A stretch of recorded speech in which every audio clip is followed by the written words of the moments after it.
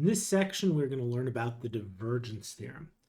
Now, before we jump into the full three-dimensional divergence theorem, I want to quickly review the idea behind the flux form of Green's theorem.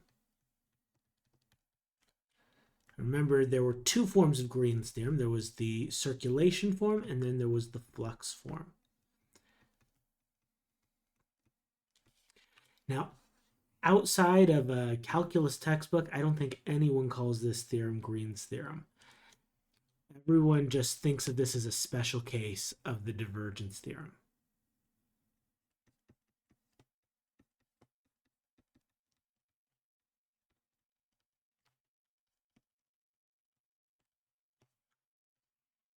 Okay, the idea is that if we take, we can estimate the divergence around a point by taking a little square around that point, some tiny, teeny little square that estimates what's going on around the point. Okay, what the divergence does is it measures the flow of the vector field through the edges of the sides of that little square. It measures the flux through the sides of that little square. Okay, that's the divergence at one point. And then if we squeeze that little square down, we eventually are approaching the true divergence, which is the infinitesimal flux through a point. Okay, but if we put a few of these squares together, we get an idea of where this 2D divergence theorem comes from, or Green's theorem comes from. Okay, so let me put a few of these squares together. Okay, so we have several of these squares or cells stuck together, and if we think about the divergence through each cell, we're measuring the flux of the vector field through each edge here for each cell. And if you recall, the idea was that for adjacent edges of two cells, that the flux, the flux through one cancels out with the flux of the other. And it makes sense if you think about it physically. Okay? If we're measuring the flux, then what's flowing this way, what's flowing out of the first cell here would be flowing into the second cell here, right? So what's flowing out flows into this one. So when we put them together, they cancel. We're really not having anything leave or go into the shape as a whole, right? The region as a whole. What's going out here goes in here, and so it's staying within this region as a whole. The only place where we don't have a cancellation is right along the boundary.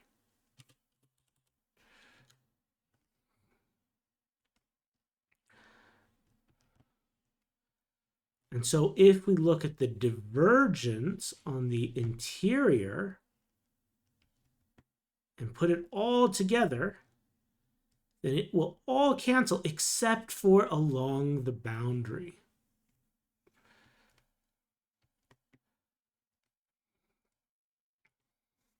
Okay. So the idea then for Green's theorem, if we take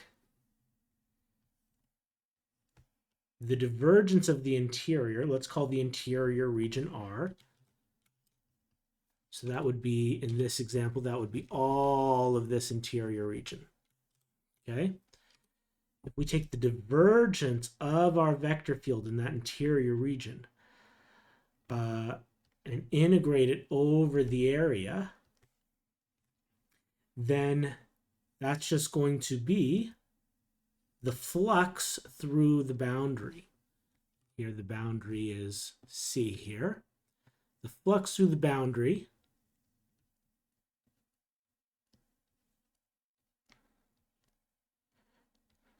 we measure the flux by seeing how much of the vector field is flowing normal to the boundary at each boundary point.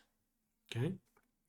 That's the idea of Green's theorem. Each one of these shared sides cancel, What's flowing into one flows out of the other and vice versa. The only places where the measurement would not cancel would be right at the boundary. And that's what this is saying. Divergence inside, the only place it matters is what's happening at the boundary. Okay, so that's the Green's theorem, flux form, or the 2D divergence theorem. All right, we've already seen that. But this same idea, as it turns out, holds up in 3 dimensions also. Okay, so now let's look in 3D. If we think about divergence in 3D,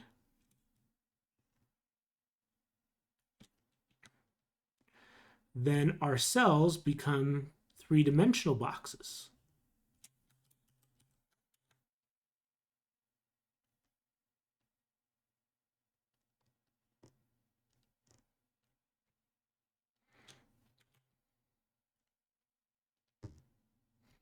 Okay, and so if we're measuring the divergence at some point at the center of this 3D box, then we measure it in this direction and in this direction and in this direction and in this direction, and then coming towards us out and then going behind.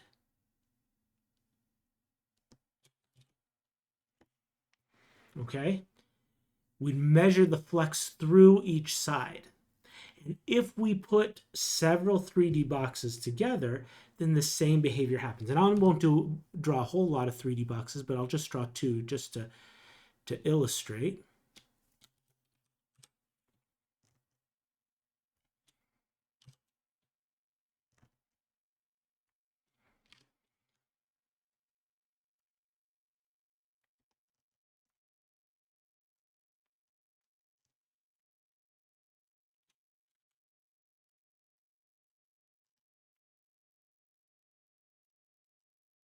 Okay, so if we have 2 points and we're taking a very small box around these 2 points, and we're estimating their divergence by looking at the flux through each side of this box.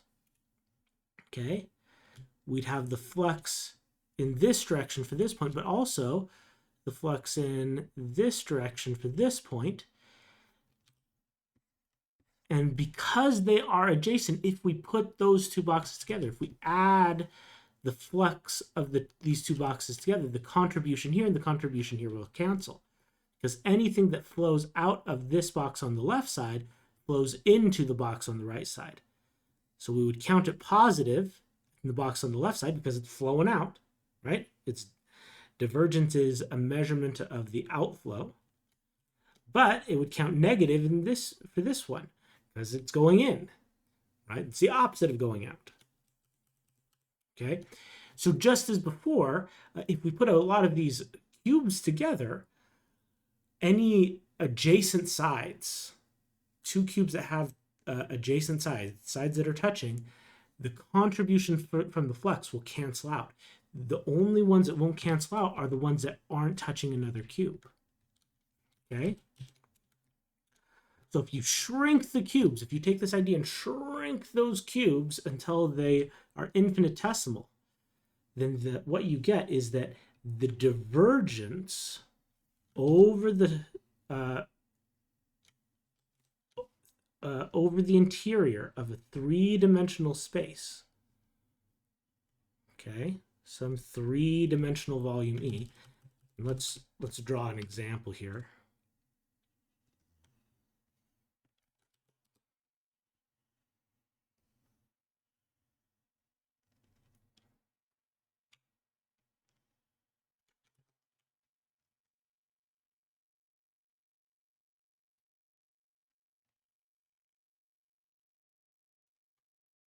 I think it's better without. Yeah, there we go. Okay.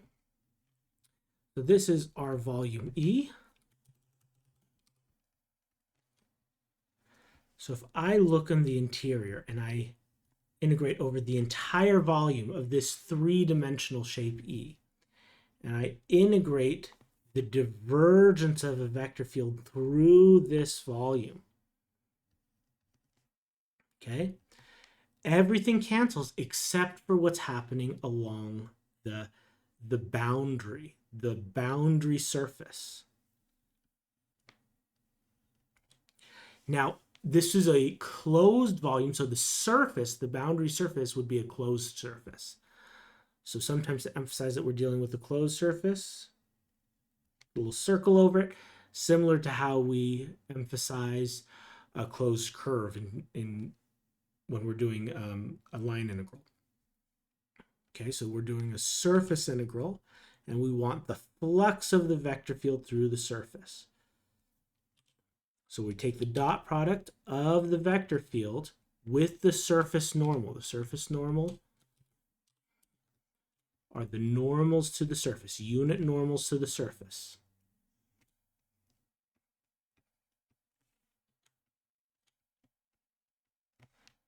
Okay?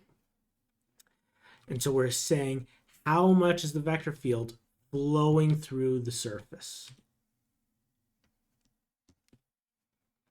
This is the divergence theorem in 3 dimensions.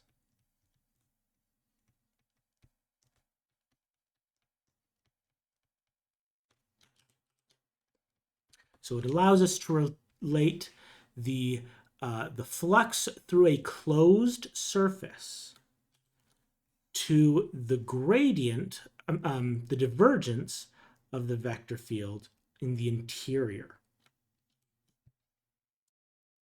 So let's take a look at an example. Let's calculate the flux of our vector field through a surface. Okay, here's our vector field in this particular example. S is the surface of the solid bounded by the cylinder y squared plus z squared equals 1, and by the planes x equals 2 and x equals 5. Okay, so always a good idea to sketch out what you're dealing with. So I have a cylinder of radius 1. It stretches out in the x direction along the x-axis. And it's between x equals 2 and x equals 5.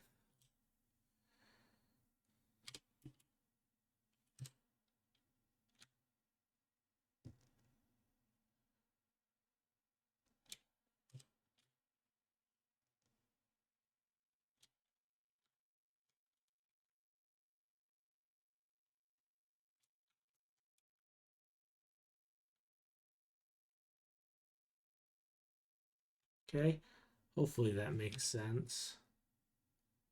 We dot this edge over here. Okay, so that's the cylinder we're working with. It's a closed cylinder, okay, because the planes are also bounding. Okay, so it's not a, it's these sides aren't they're there. Okay, it's like a can.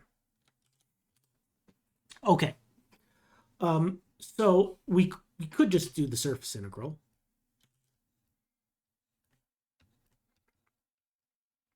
Right? And if you remember the surface integral here, that is the flux.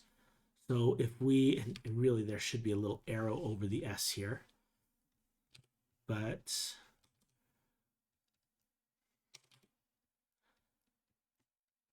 this notation here is the exact same as saying the surface integral of the dot product of our vector field with the outward unit normal vector integrated over the surface. And since our surface is a closed surface, if we want to, we could put a little circle around our double integral to emphasize that fact.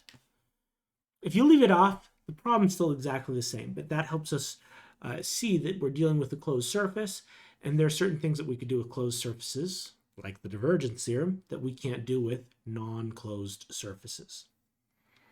Okay? All right. So we could just do the surface integral, but we'd have to do what? The front edge, the front plane, the back plane, and then the edge of the cylinder. We'd have to do all those, and they'd probably have to be handled as separate surface integrals. Instead, we can use the divergence theorem and evaluate it as a single triple integral over the interior of that boundary, okay, over that bounded solid. So we're using the divergence theorem here. And instead of doing a surface integral, we'll do a triple integral over the volume of the interior of that bounded region. Okay, to do that, we're going to need the divergence of f. So let's do that up here. We got some room. F is equal to 3xy squared, comma xe to the z, comma z cubed. So the divergence of f, I'm just going to take the partial derivative of each component. So partial derivative of the first component with respect to x, partial derivative of the second component with respect to y, plus partial derivative of the third component with respect to z. Okay, so I get 3y squared plus 0 plus 3z squared, and I'm covering it up. Let me put it down here. 3y squared plus 0, derivative of this is 0, plus derivative of this with respect to z is 3z squared. Okay?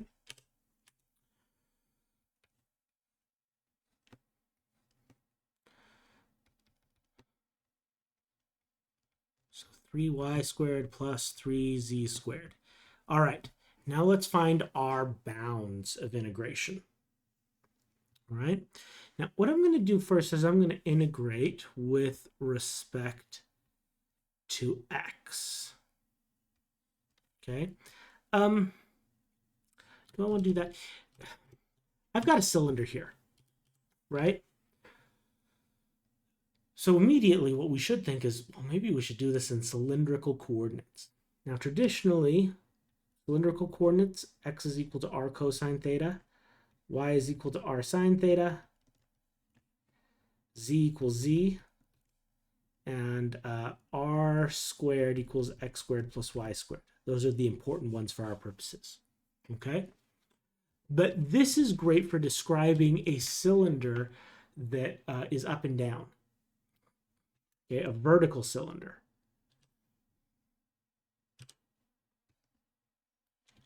Something like this. Something that opens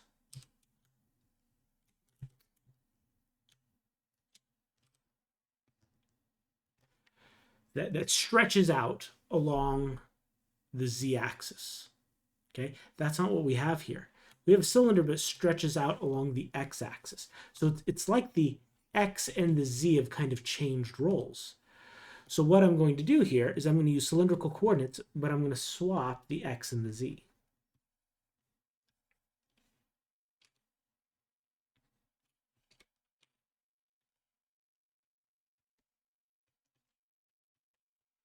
Okay. Great strategy for a cylinder that's stretching out in the x direction or in the y direction. Just swap a couple of variables, okay? This makes sense because the circle is parallel to the YZ plane. If I look straight down the x-axis, I'd see a circle. It's parallel to the YZ plane. All right? So viewing it this way, 3y squared plus 3z squared becomes 3r squared. Because I've converted to cylindrical coordinates, I get an extra factor of r. Let's integrate with respect to z first. I'm sorry, with respect to x first. I forgot I swapped them. Okay, my x goes from back to front, goes from 2 to 5. Right? And then if I collapse that dimension, if I collapse that axis, I'll be left with the YZ plane and a circle of radius 1.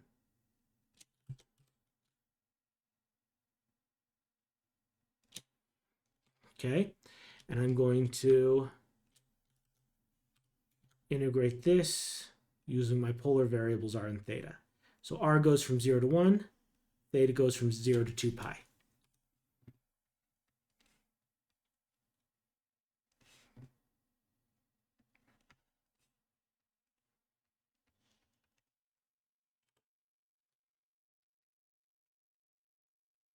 Okay, and I will leave it there. From that point, it is pretty straightforward. Okay, and so using the divergence theorem, we swapped out a surface integral, which would have been real nasty, that evaluated the flux of the vector field through the surface, and instead we were able to do a single triple integral that actually ended up being pretty nice. Okay.